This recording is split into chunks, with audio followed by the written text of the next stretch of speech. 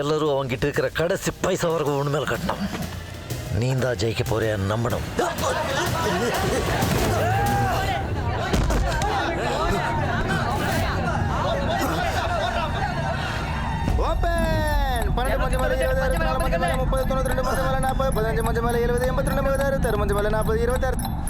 நான் இப்படி என் மூக்கு சொரிஞ்சு உனக்கு ஒரு சிக்னல் காமிப்பேன். அப்போ உன் மொத்த பலத்தையும் சேர்த்து எப்படியாவது அவனை தொடர்ந்து சரமாரி 2 நிமிஷம் அடி. திரும்ப அவன் அடி ஒண்ணு கூட மேல படக்கூடாது.